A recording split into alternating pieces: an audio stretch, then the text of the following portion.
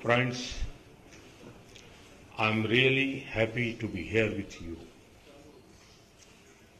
Before coming to this forum, I had every detailed discussion with the CEOs of major Chinese companies. I'm sure our interactions today will lead to benefits to the people and business of the two countries. Along with me, a number of officials and prominent Indian CEOs are also present here. As you know, China and India are two great and old civilizations of the world. They have provided many lights of knowledge to the entire human society. Today, together, we represent more than 1/3 of the global population. India and China have a common history of 5,000 years and a common boundary of over 3,400 kilometers. 2,000 years ago, at the invitation of the Chinese Emperor Ming, two Indian monks came to China. They brought many Sanskrit scriptures on two white horses. They translated many Buddhist scriptures into Chinese language. It is believed that they introduced Buddhism in China. The king built a temple in honor of this event. The temple is popularly known as White Horse Temple. The temple then increased in importance as Buddhism grew within China and spread to Korea, Japan, and Vietnam. The serenity of Buddhism in Asian countries is the seed of their success. I strongly believe that this century belongs to Asia, and Buddhism will be a further unifying and catalyzing force among the Asian countries.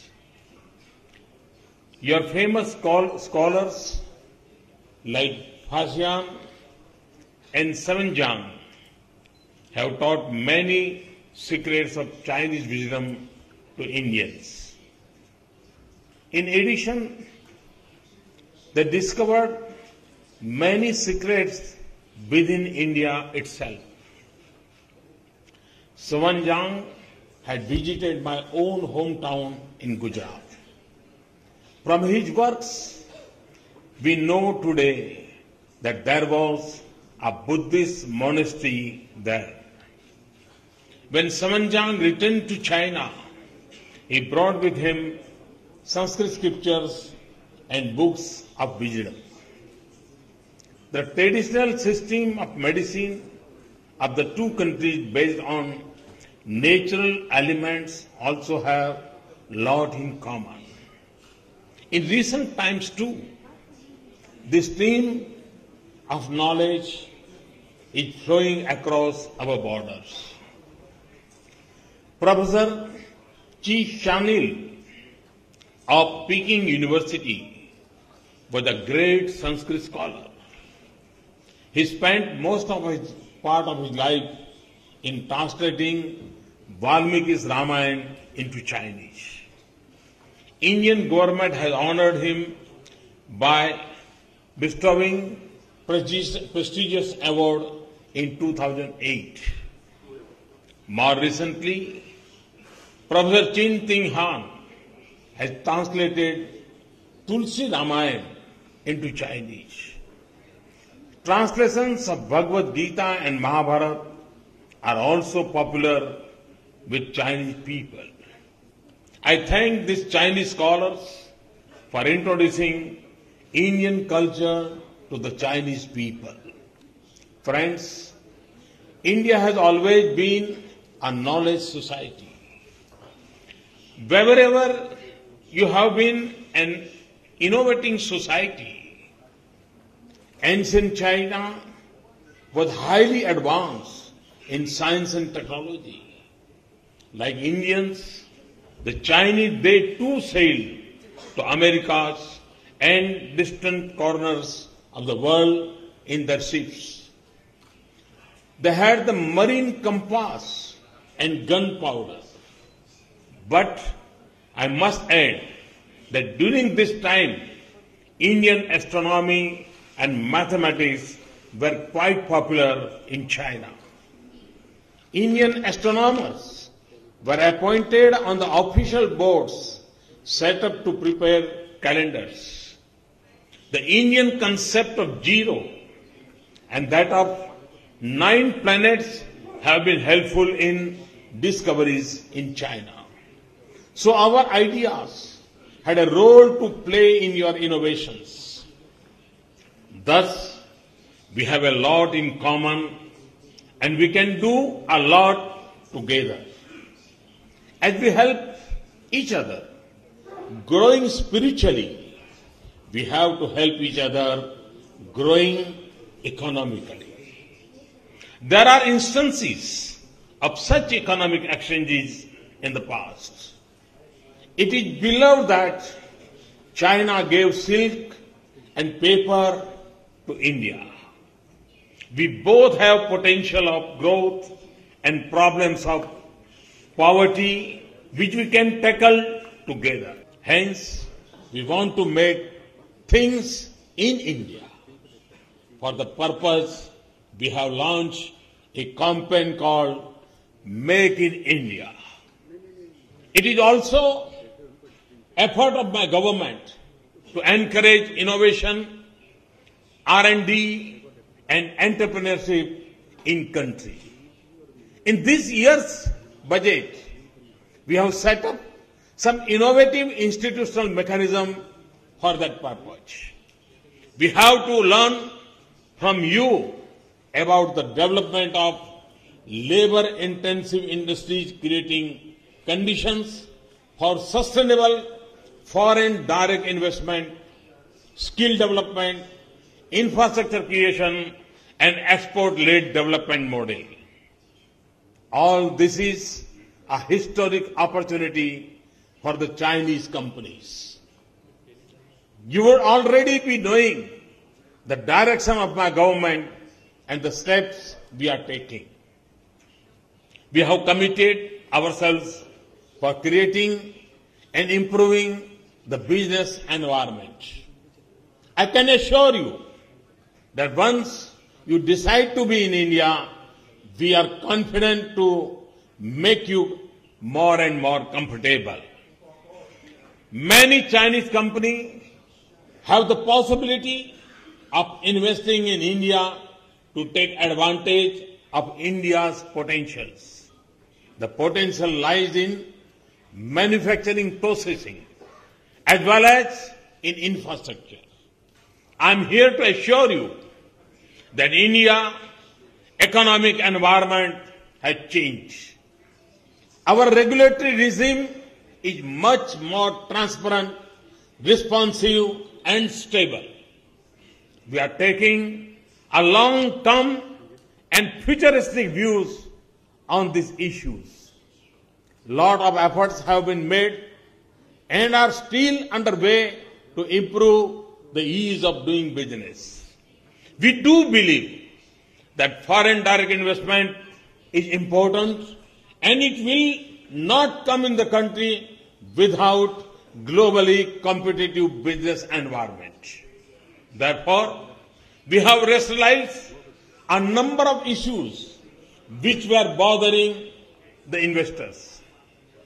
In particularly, we are making the taxation system transparent, stable and predictable. We have removed lot of regressive taxation regimes. In our very first budget, we said we will not resort to retrospective taxation. We are reducing the complicated procedures, making them available at the one platform, preferably online. Simplifying the forms and formats has been taken up on war footing. Definite mechanism for hand-holding have been set up in the form of hub and spoke model. Invest India is the nodal agency for this purpose. In these years, budget we allowed tax pass-through for AIFs, rationalization of capital gains for REITs, modification in PE norms, and deferring the implementation of GAR for 2 years. We have fast-tracked approvals in industry and infrastructure. This includes environmental clearances, extending the industrial licenses, delicensing of defense items, and simplification of cross-border trade. Within a very short time, we introduced GST bill in Parliament. Similarly, for infrastructure development, we have taken some far-reaching steps. First of all, we have made an all-time high allocation for roads and railway sectors. In addition, we are setting up India Infrastructure Investment Fund. We have also allowed tax-free bonds in the infrastructure sector, including roads and railways. We know that a lot more has to be done, but we are committed to take this process forward. We are constantly working to improve the business environment further. However, our initial measures have helped in building up and enhance investor confidence. The sentiments for private investment and inflow of foreign investment are positive. Foreign direct investment inflow have gone up by 39% during April 2014 and February 2015 against the same period in previous year. Our growth rate is above 7%. Most of the international financial institutions, including the World Bank, IMF, OECD, and others, are predicting even faster growth and even better in the coming years. Moody's have recently upgraded the rating of India as positive on account of our concrete steps in various economic fields. Friends, Indo-Chinese partnership should and will flourish. I expect very good outcome from this coming together. We have complemented each other in the past. We can complement in the present and future too. As two major economies in Asia, the harmonious partnership between India and China is essential for economic development and political stability of the continent. You are the factory of the world, whereas we are the back office of the world.